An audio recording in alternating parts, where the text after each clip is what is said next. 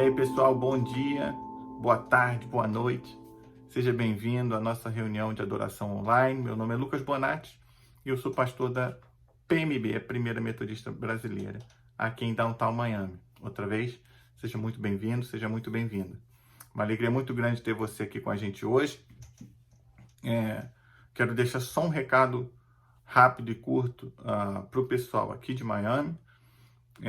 No dia 23 de outubro, nós vamos ter um evento, para a comunidade, lá na igreja, tá? Então, a pastora Audrey me pediu para convidar vocês a participarem desse processo, que é para ser uma bênção, tá? Para a gente se conectar, principalmente com quem não frequenta nenhuma igreja. Então, a gente vai ter o Trunk and Treat, tá? A gente vai, aquela história de você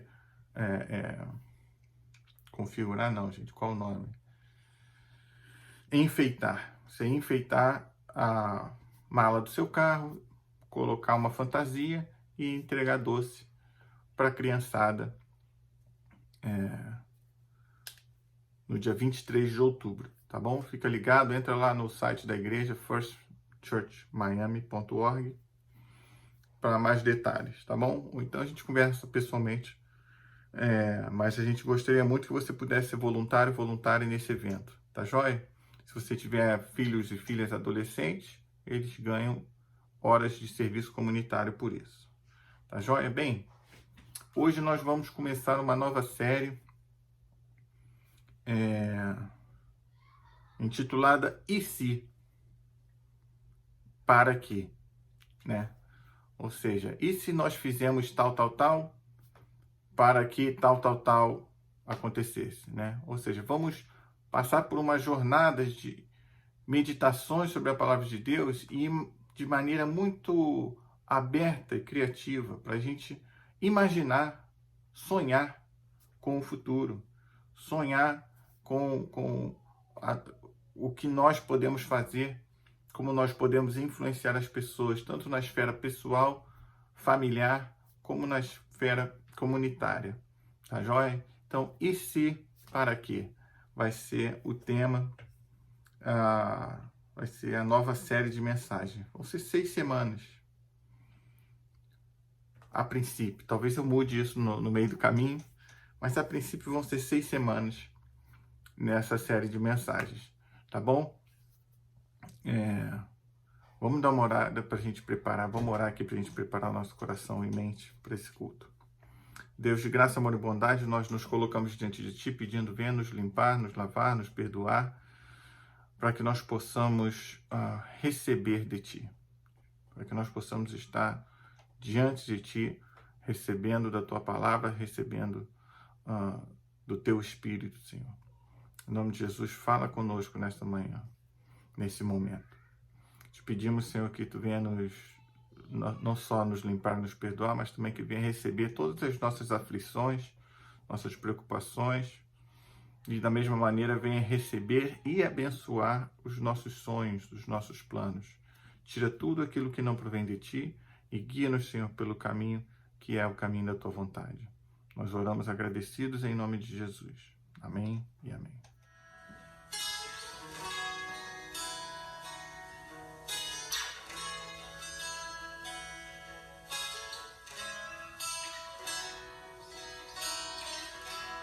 Não se turbe o vosso coração, crede em Deus e também em mim. Na casa de meu pai há muitas moradas. Se não fosse assim, eu não teria dito, vou preparar-vos um lugar. Eu virei e vos levarei para mim mesmo. Vós conheceis o caminho para onde eu vou. Eu sou o caminho, a verdade e a vida. Ninguém vem ao Pai a não ser por mim. Em verdade eu vos digo, porque eu vou para o Pai. Mas aquele que crê em mim, obras maiores fará.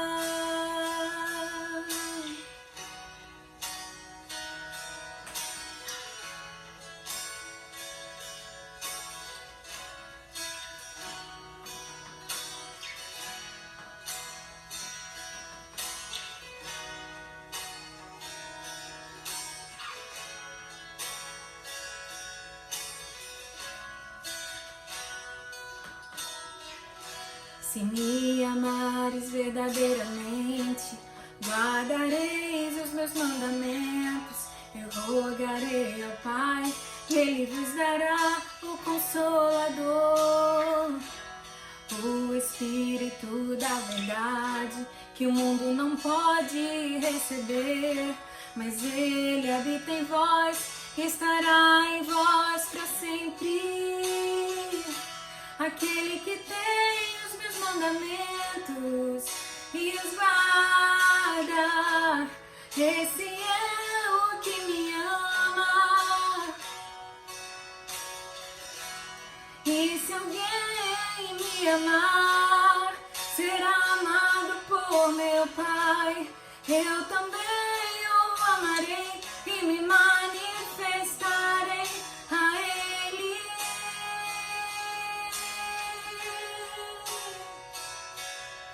A Ele.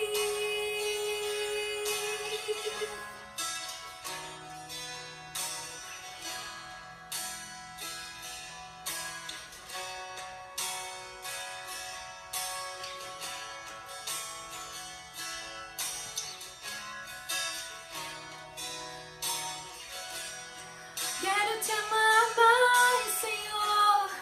Quero te amar mais, Senhor. Quero te amar mais, Senhor. Quero te amar mais, Senhor. Quero te amar mais, Senhor. Quero te amar mais,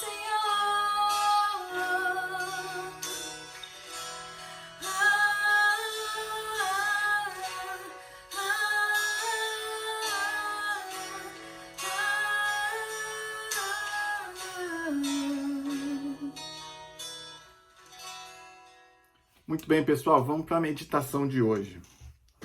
Bem, como eu disse, a série de mensagens que a gente começa hoje chama E se para quê, né? E se tal acontecesse, para que tal acontecesse, né? A ideia é a gente começar a dar liberdade ao Espírito de Deus para a gente entrar nessa esfera de imaginação e sonho e plantação, né? Semeadura para o futuro, para aquilo que Deus tem para cada um de nós, né? Para as nossas vidas.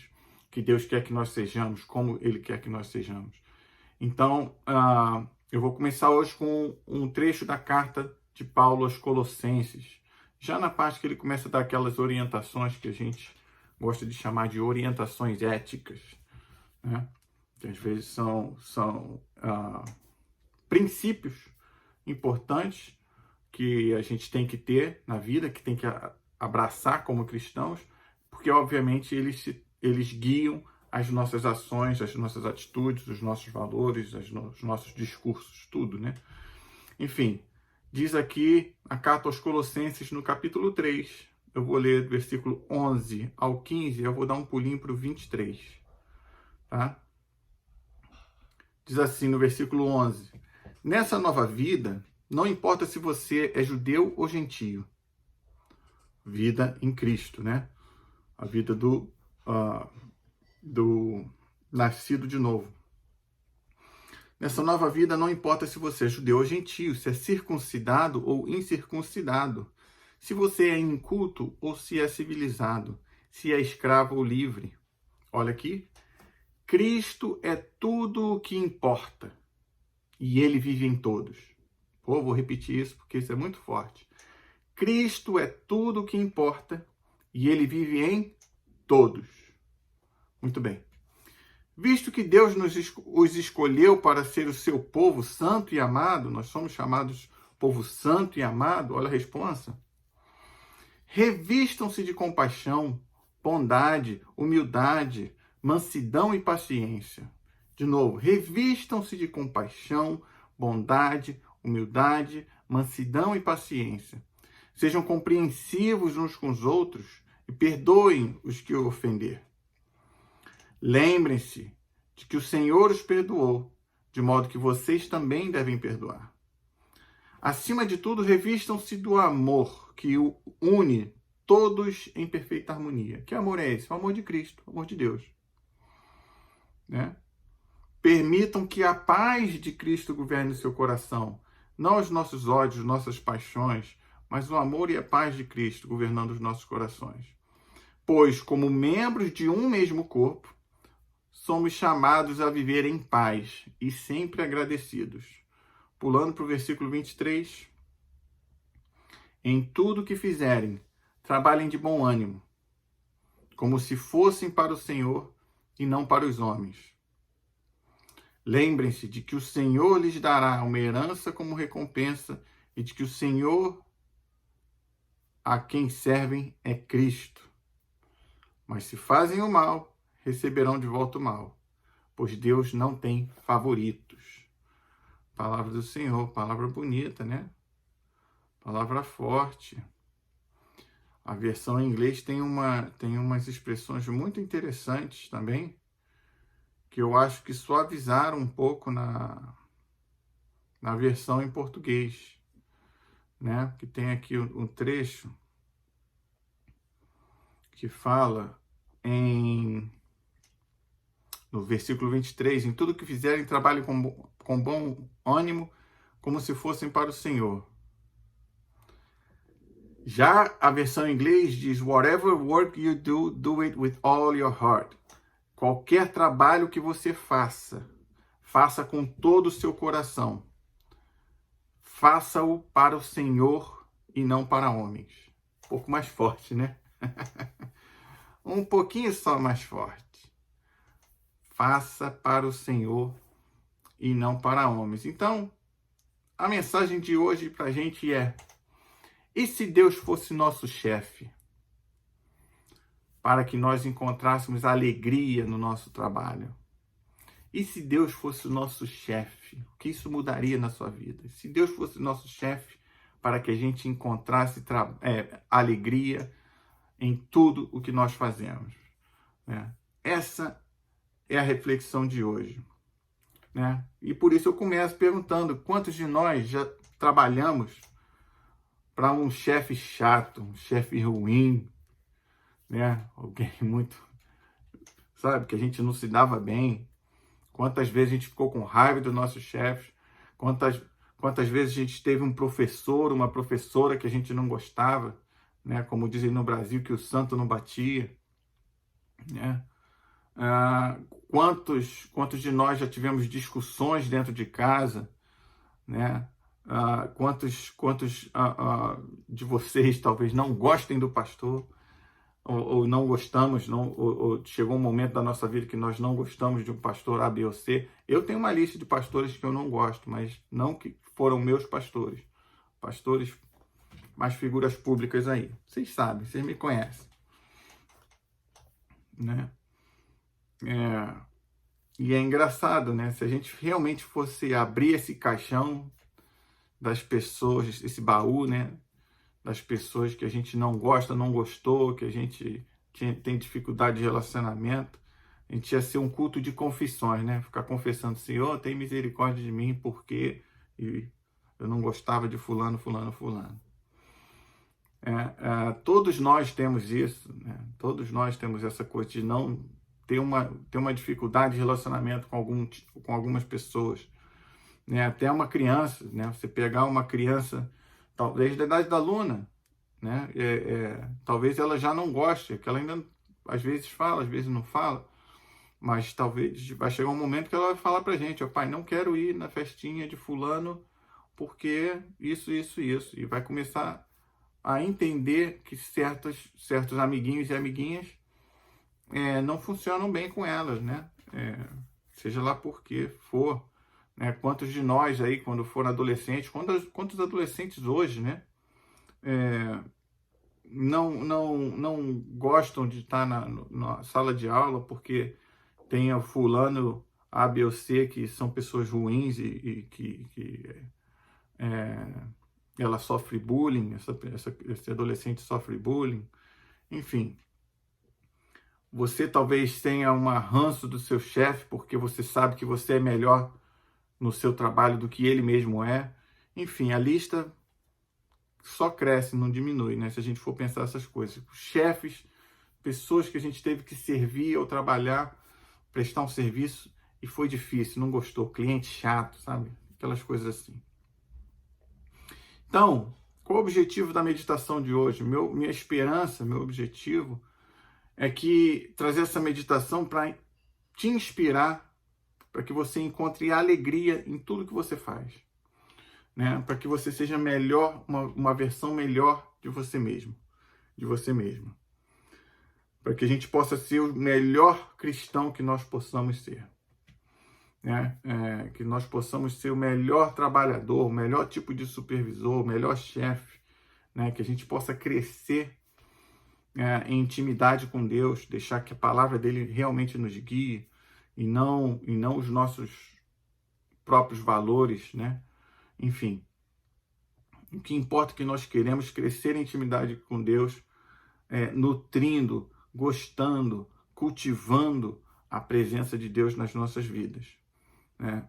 Então, assim, eu quero começar dizendo que eu, graças a Deus, nesse momento da minha vida, eu acho que em todos os momentos da minha vida, eu sempre gostei dos meus chefes, né? E eu sou muito abençoado de trabalhar com as pessoas que eu trabalho hoje, né?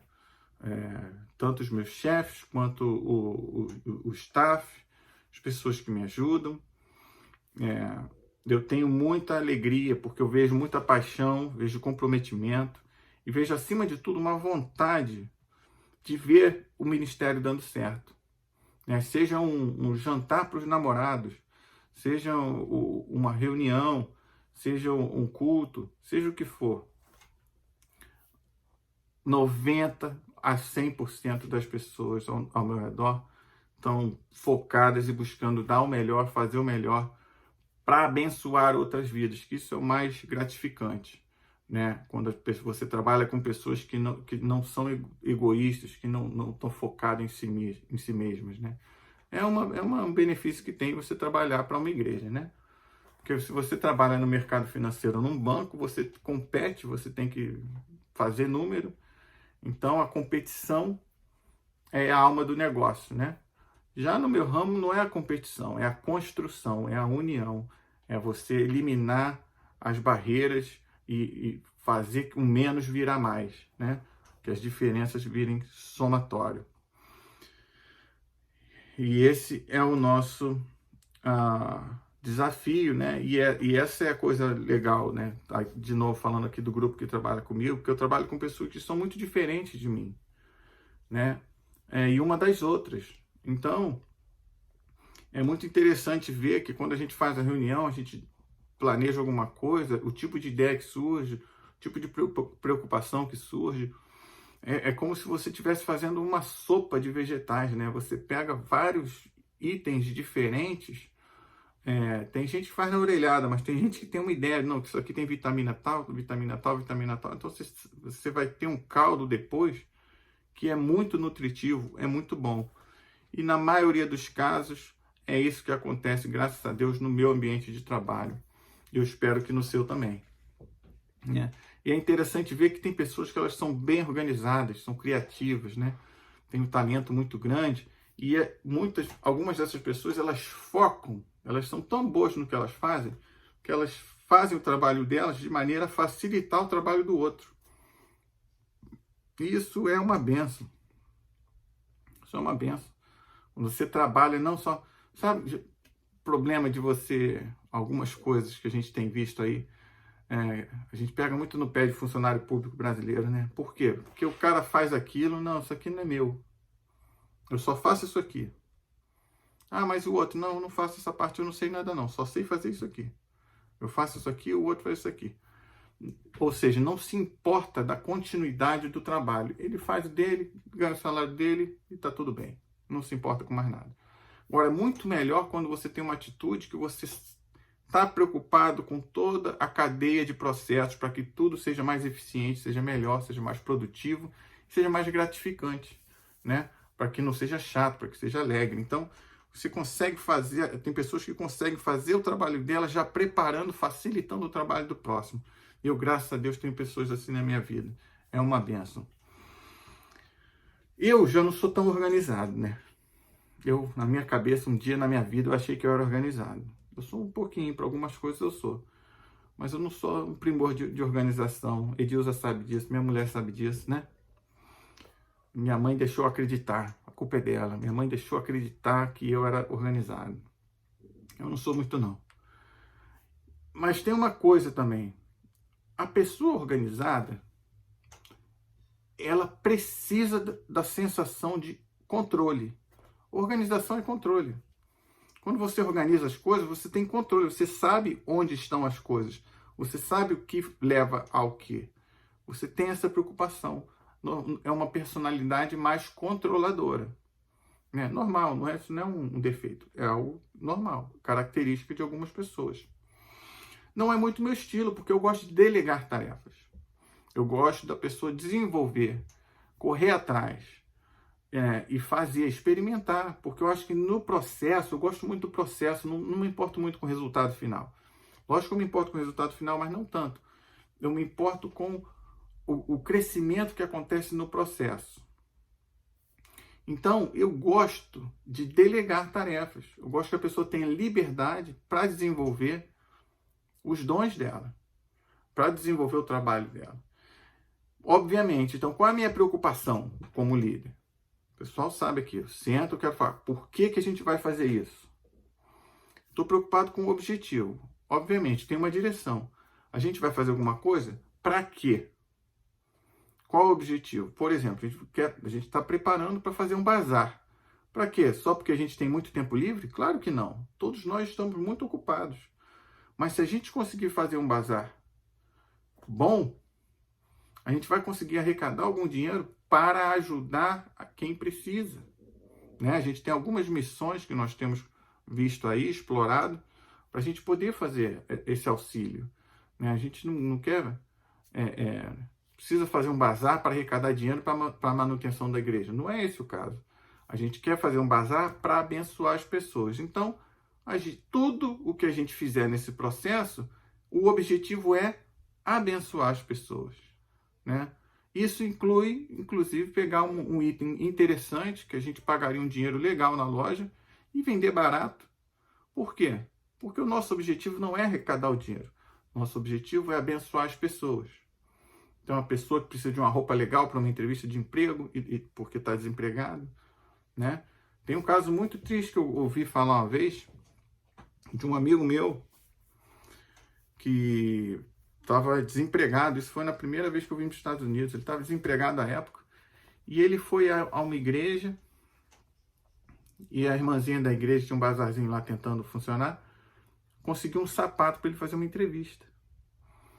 No que ele estava saindo da igreja com aquele sapato, alguém parou. Quem é você aí? Por que tá com isso daí? Não sei o que. Não, fulana falou para eu vir aqui buscar isso. Não pode não. Isso aqui tem que ser vendido no dia do bazar. ABC, ABC, ABC.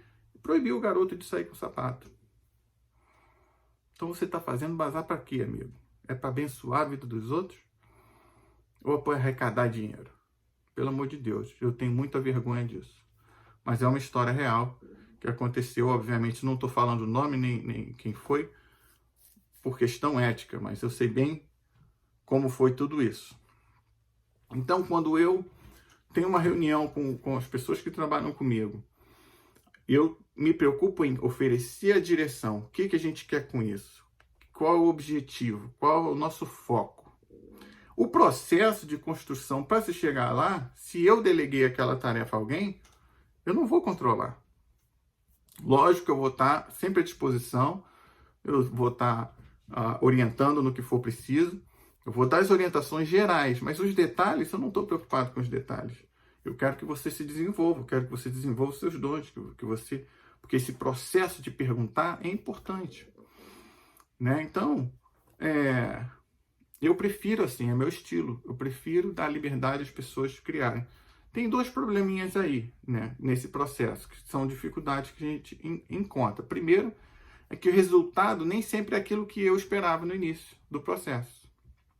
E é um problema meu, porque talvez eu precise supervisionar um pouquinho mais, porque quando eu dou essas direções, nem sempre a pessoa pega, né? Na minha cabeça, está dada a direção, a pessoa já sabe o que fazer. Mas você tem que revisar, né? Você tem que, semana em semana, falar, tá com algum problema? É só perguntar, né? Para ajudar a pessoa clarear as ideias e criar as estratégias adequadas para o objetivo que foi dado.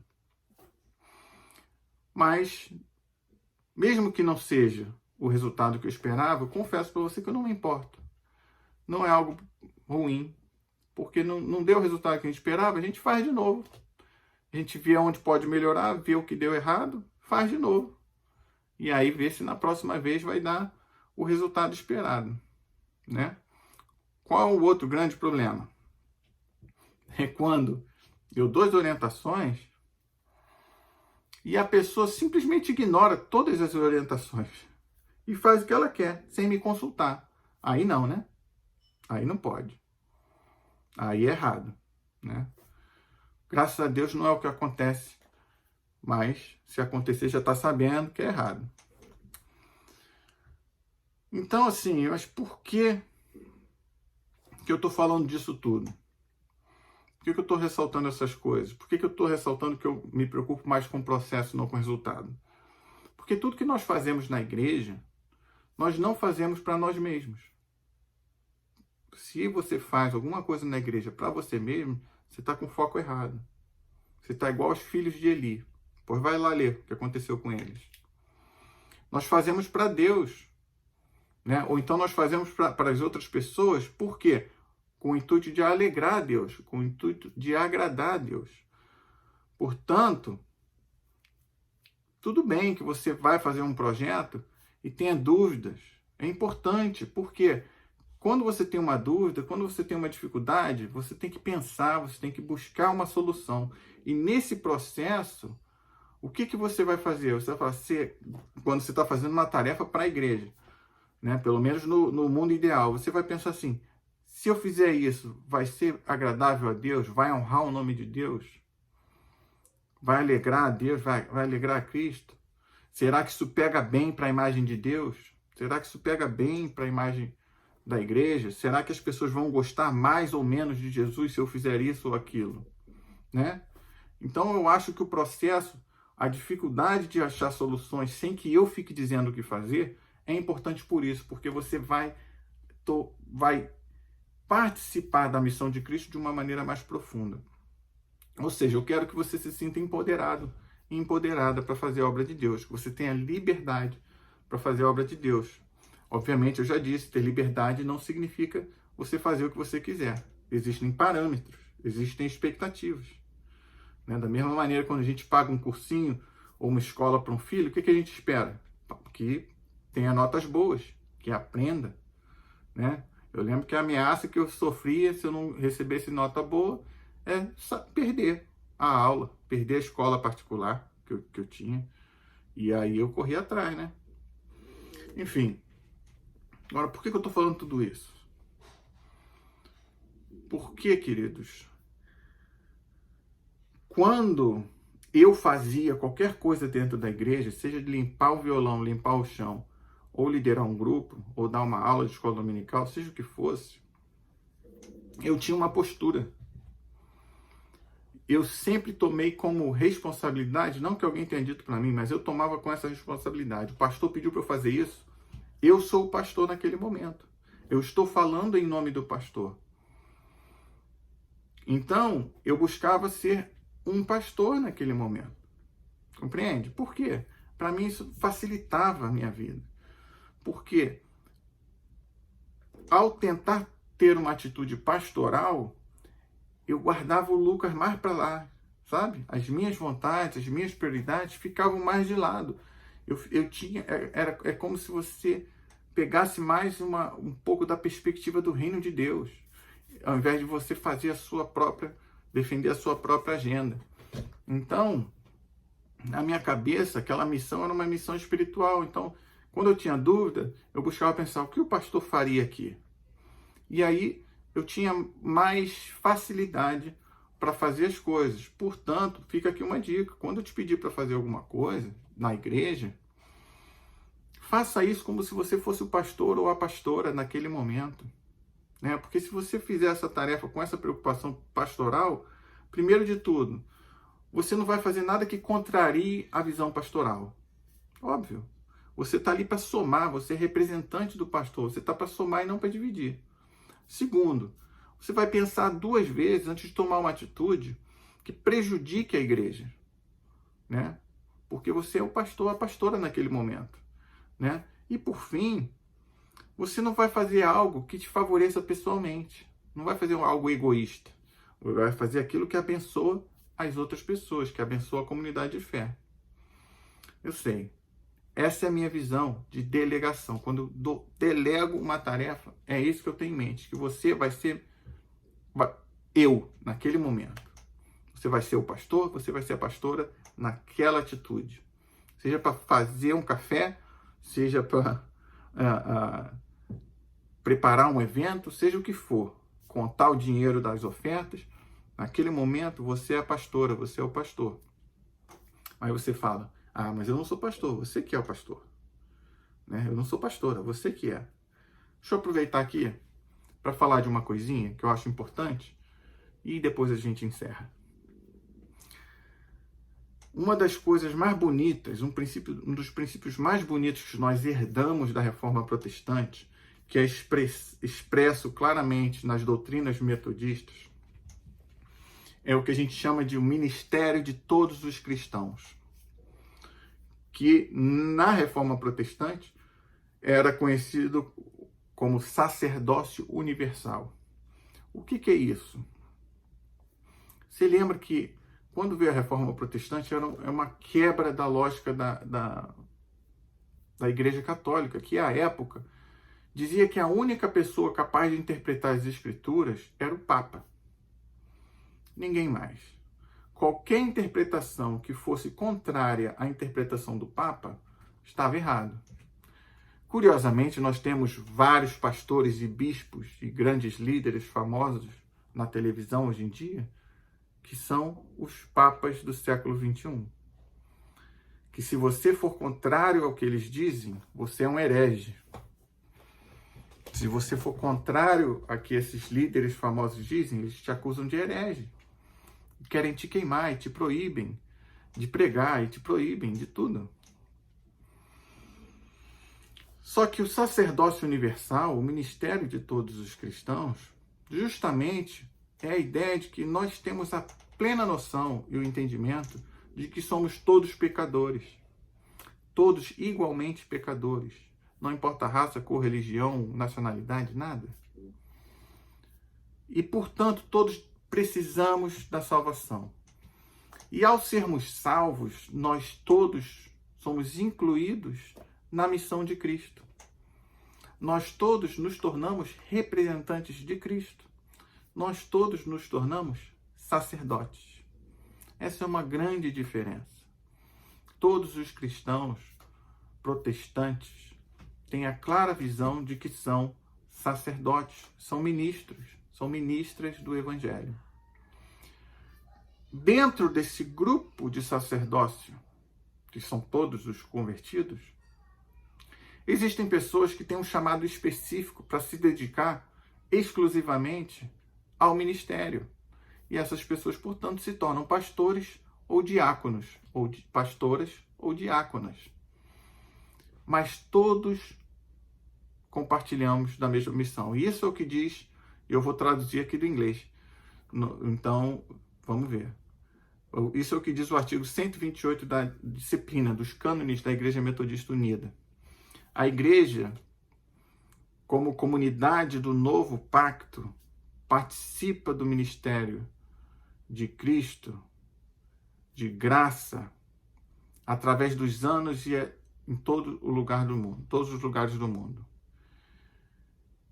E alcança as necessidades humanas, sejam de amor e serviço. Não, alcança as necessidades humanas em todos os lugares em que o amor e serviço reflita o amor de Deus e o nosso amor pelas pessoas. O alcance desses ministérios não tem limites. Além de diversas formas de ministério, esse é o objetivo final. Esse é o conceito mais importante. Todas as pessoas precisam ser trazidas a uma relação de salvação com Deus através de Jesus Cristo. e ser renovadas em direção à imagem do seu Criador. Inspirado em Colossenses 3:10. Hoje eu li Colossenses a partir do 11. Isso significa, presta atenção nisso, isso significa que todos os cristãos são chamados para ministrar, onde quer que Cristo os envie para servir como testemunhas através de palavras e ações que curem e libertem. Nossa, bonito, né? Não vai dar para repetir. Depois do culto você vê de novo. Mas esse é o ministério de todos os cristãos. Todos nós somos chamados ministros. Em outras palavras, todos nós somos ministros. Né? E eu não quero que você sinta nenhuma pressão. Ao contrário, eu quero que essas palavras que eu estou falando facilitem a sua vida, melhorem o seu relacionamento.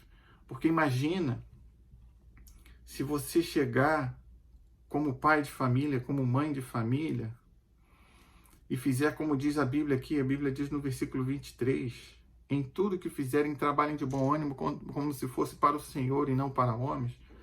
Imagina quando você está educando seu filho, sua filha, se você educar o seu filho, tratar o seu filho, tratar a sua filha, como se fosse um trabalho feito para o Senhor, qual seria a sua atitude?